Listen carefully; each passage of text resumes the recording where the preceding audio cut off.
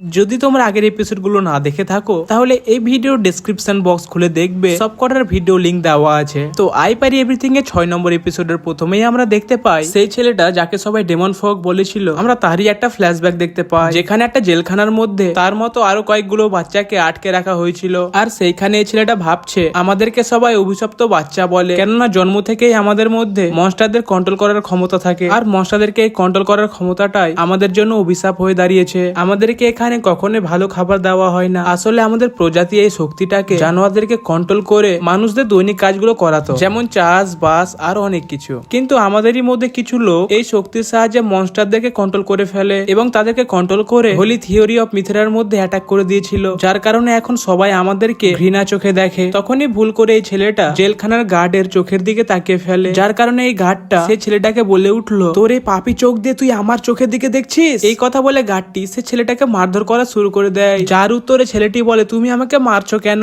এই কথা শুনে গার্ডটি ছেলেটিকে আরো মারধর করে আর তাকে এতটাই মারে যে তার চেহারা পুরো পাল্টে যায়। তারপরে টানা 3 দিন পর্যন্ত এই ছেলেটিকে জল খাবার কিছুই দেওয়া হয় না। তারপরে তাকে একটা খাঁচার মধ্যে বন্দি করে দেওয়া হয়, আর তাকে দেখার জন্য বাইরে অনেক লোকও দাঁড়িয়ে ছিল, যেখানে সবাই তাকে অনেক খারাপ খারাপ কথা শোনাচ্ছিল। কিন্তু এই ছেলেটার মধ্যে এমনই একটা শক্তি ছিল যার সাহায্যে সে বাইরের সবার মন পড়তে পারছিল। যখন লোকজনরা এটা জানতে পারলো যে এই ছেলেটা তাদের মাইন্ড রিড করছে, তখন তারা আরো রেগে যায় এবং তার দিকে পাথর ছুটতে লাগে। তারপরে এই ছেলেটা ভাবছে আমাকে সবাই এখানে অনেক বেশি টর্চার করে, গালাগালি দেয় এবং মারধরও করে, কিন্তু এত কিছুর পরেও আমি এদের উপর বদলা নেওয়ার কোনো চেষ্টাই করিনি। হ্যাঁ, এটা বাস্তব যে এখানে সবাই আমাকে খারাপ দৃষ্টিতে দেখে। তারপরে আমরা দেখি সেই জেলখানার গার্ড এই ছেলেটিকে বলে উঠলো যে তুমি এই মনস্টারটাকে তোমার সঙ্গে নিয়ে যাও, এমনটা করলে তুমি আমাদের দেশকে সাহায্য করতে পারবে আর তুমি এখানকার লোকজনদের অনেক কাজেও লাগবে। তখন ছেলেটা বলে উঠলো, আমি এখানকার লোকজনদের সাহায্য করতে পারবো? এটা কি সত্যি? এই কথা শুনে গার্ডটা বলে উঠলো, তুমি যদি এমনটা করতে পারো যেমনটা আমি করতে বলছি, তাহলে আমি কথা দিচ্ছি যে তোমাকে কখনোই অকারণে মারধর করা হবে না।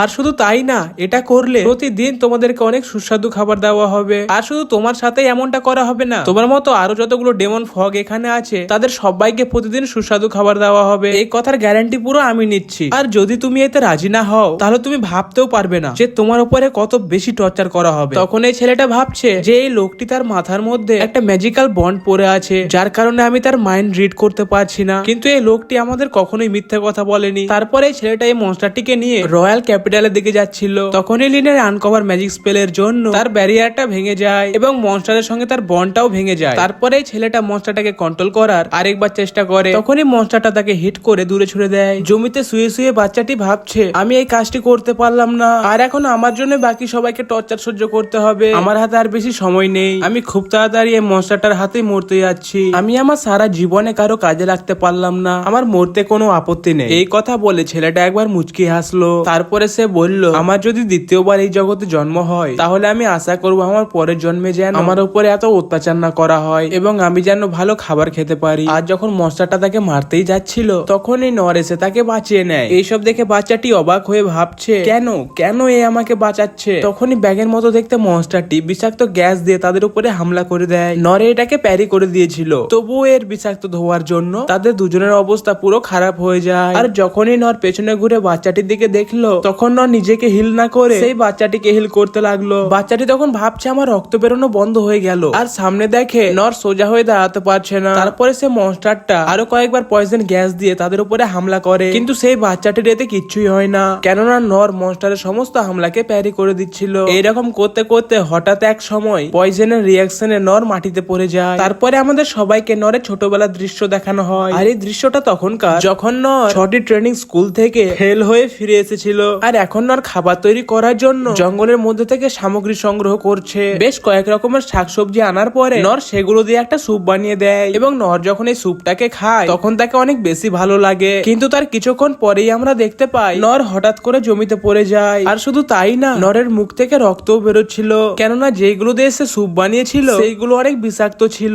নিজের এই অবস্থা দেখে নর লো হিল দিয়ে নিজেকে হিল করতে লাগে। তার পরের দিন সকালে আমরা দেখতে পাই যে নর পুরোপুরি ভাবে সুস্থ হয়ে ওঠেনি, কিন্তু তবুও নর ট্রেনিং করার জন্য বেরিয়ে যায়। ব্যথার কারণে নর বারবার নিচে পড়ে যাচ্ছিল। তার কিছুক্ষণ পরে নর লক্ষ্য করে যে তার পেটে ব্যথা পুরোটাই সেরে গেছে এবং তার সাথে নর এটাও বুঝতে পারে যে তাকে অনেক খিদা লেগে গেছে। তারপরে নর আবারও জঙ্গলের মধ্যে যায় খাবার সংগ্রহ করার জন্য, কিন্তু এইবারে নরকে একটা বিষাক্ত সাপে কামড়ে নেয়। এটা দেখে নর সে সাপটাকেও মেরে দেয় এবং সে নিজেও অজ্ঞান হয়ে যায়। তারপরে নরের যখন জ্ঞান ফিরলো তখন সে ভাবছে সাপের কামড়ানোর পরেও আমি এখনো বেঁচে আছি। আমার মনে হয় এই সাপটা অতটাও বিষাক্ত নয় যতটা আমি ভাবছি। তারপরে নর সে সাপটিকে নিয়ে গিয়ে পুড়িয়ে খেয়ে নেয়। নরকে এটা খেতে অনেক ভালো লেগেছে, তাই সে পরের দিন একটা সাপকে ধরে তার হাতের মধ্যে কামড় দেওয়া করায়। কিন্তু সাপটি কামড়ানোর পরেও নর লক্ষ্য করে যে সাপের বিষ তার শরীরে ছড়াচ্ছে না। এটা দেখে নর বুঝতে পারে যে আমার শরীর বিষাক্ত জিনিসকে শুকে নিতে পারে। এইসব দেখে নর ভাবলো আমি যদি এমনটাই করতে থাকি তাহলে কোনো না কোনো একদিন আমি নতুন একটা স্কিল পেয়ে যাব। তার পরের দিন থেকে নর প্রতিদিন বিষাক্ত পোকামাকড় খেতেই থাকে। হ্যাঁ, মাঝে মধ্যে এটার কারণে নর অজ্ঞান হয়ে যেত ঠিকই, কিন্তু তবুও সে কখনো এই বিষাক্ত জিনিসগুলো খাওয়া ছাড়েনি। এত কিছুর পরেও নর কোনো নতুন স্কিল শিখতে পারেনি। কিন্তু এইসবের মাঝে নর একটা জিনিস বুঝতে পারে, বিষাক্ত জিনিসগুলো খাওয়ার জন্য মাঝে মধ্যে আমার মুখ থেকে রক্ত বেরিয়ে যায়, কিন্তু একটা কথা মানতেই হবে যে বিষাক্ত ক্রিয়েচার গুলো অনেক বেশি টেস্টি। আর এখন বর্তমানে মনস্টারটার সামনে নর বসে ভাবছে,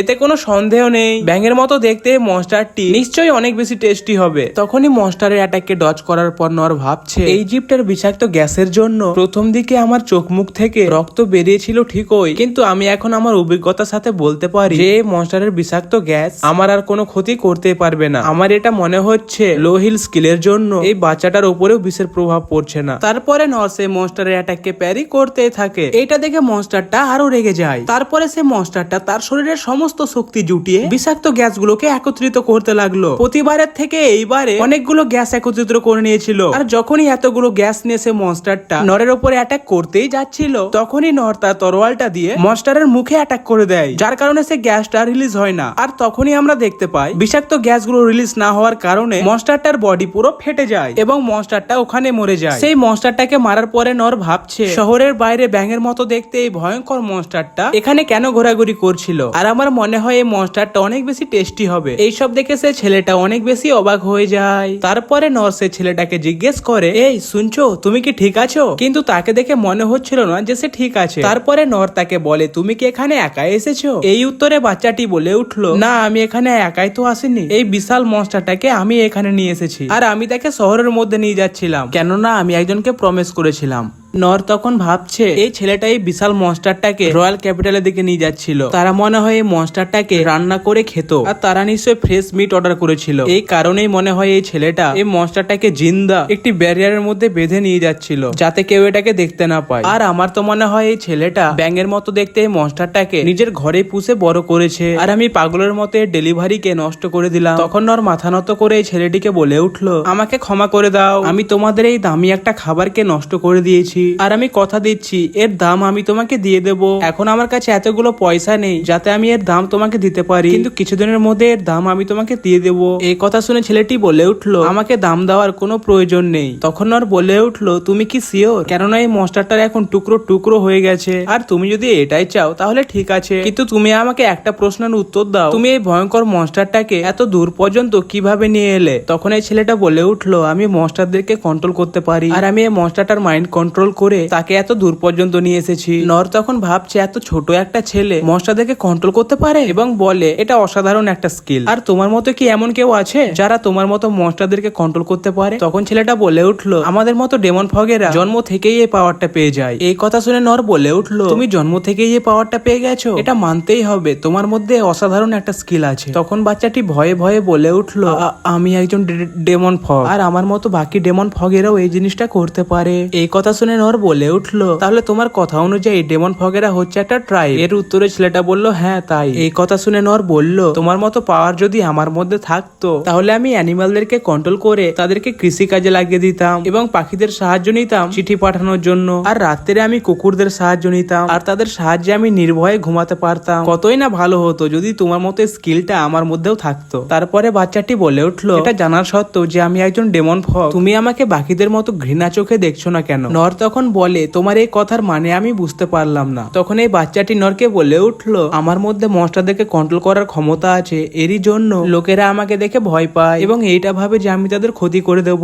এই কারণে তারা আমাকে ঘৃণা চোখে দেখে। তখন নর বলল, কেন কোনো ব্যক্তি এমন একটা ক্ষমতাকে ঘৃণা চোখে দেখবে? আর আমার এটা মনে হয় না লোকেরা কে কি বলছে এটা তোমাকে শোনা উচিত, আর যে যাই বলুক না কেন তোমার কাছে অনেক ভালো একটা স্কিল আছে। তখন বাচ্চাটি বলে উঠলো, ভালো একটা স্কিল? নর বলে উঠলো, হ্যাঁ এটা অনেক ভালোই একটা স্কিল। যদি তোমার মতো পাওয়ারটা আমার মধ্যেও থাকতো তাহলে কতই না ভালো হতো। নরের এই কথা শুনে বাচ্চাটির উপরে যত অত্যাচার হয়েছে সমস্ত কিছু তার চোখের সামনে ভেসে চলে আসে। তখন বাচ্চাটি কাঁদতে কাঁদতে বলে উঠলো, আমার মতো একটা ছেলে সত্যি কি কারো কাজে লাগতে পারবে? নরে বাচ্চাটির এই অবস্থা দেখে বুঝতে পারলো যে এই ছেলেটা আমার মতো নয়, এই ছেলেটা সবসময় ভয়ে ভয়ে থাকে। তখন নর তার মাথায় হাত রেখে তাকে বলল, হ্যাঁ তুমি অবশ্যই লোকেদের সাহায্য করতে পারবে। তখন লিন আর ইনিস দৌড়ে সেখানে চলে আসে। সেখানে গিয়ে লিন বলে উঠলো, সেন্সে আপনি ঠিক আছেন তো? তখন নর বলে উঠলো, হ্যাঁ আমি ঠিক আছি। তখন লিন বলল, দাঁড়ান আমি আপনাকে হিল করে দিচ্ছি। এই কথা শুনে বলল, তার আর কোনো প্রয়োজন নেই, আমি নিজের প্রশংসা করছি না, কিন্তু এটা সত্যি যে আমার শরীর বিষাক্ত জিনিসকে সহ্য করতে পারে। তখন লিন ভাবছে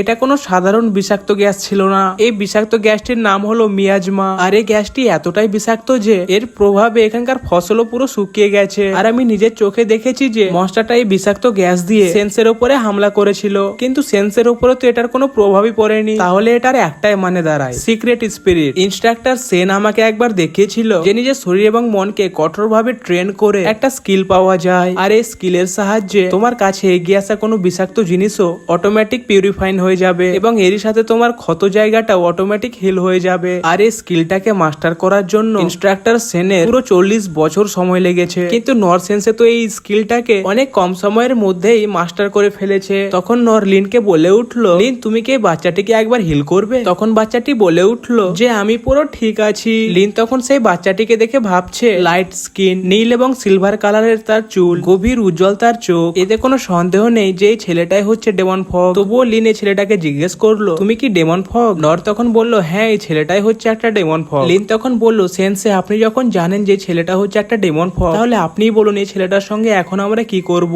তখন নর বলে উঠলো, এই ছেলেটাকে আমরা আমাদের সঙ্গে নিয়ে যাব।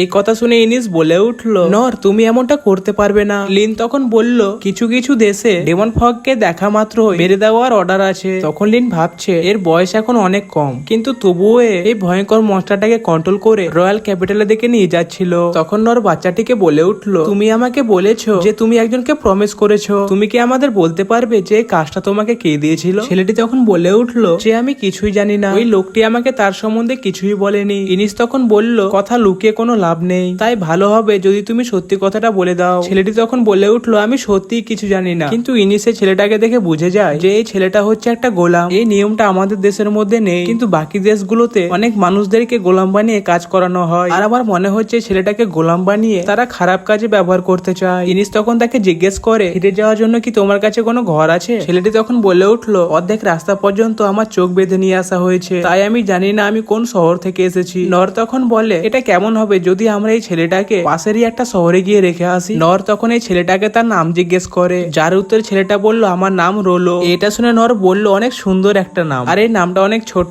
যার কারণে আমি এই নামটাকে অনেক সহজে মনে রাখতে পারবো। আর এইদিকে লিন ইনিসকে বলছে, আমরা কি এই ছেলেটাকে আমাদের সঙ্গে শহরে নিয়ে যেতে পারি? তারা যখন এরকমই আলোচনা করছিল তখনই পেছন থেকে একটা আওয়াজ আসে, আমি এটা আশা করিনি। এই কথাটা শুনে তারা সবাই পেছনে ঘুরে দেখে, তাদের সামনে একটা মানুষ দাঁড়িয়ে ছিল, আর সে বলে, আমার হিসাবে তো এই ছেলেটাকে মরে যাওয়া উচিত ছিল। তো গাইস, এর সাথে আই পারি এভরিথিং এর 6 নম্বর এপিসোডটা এখানেই শেষ হয়। এক্সপ্লেনেশন কেমন লাগলো কমেন্টে জানাতে ভুলবেন না। দেখা হচ্ছে পরের এপিসোডে, ততক্ষণের জন্য বাই।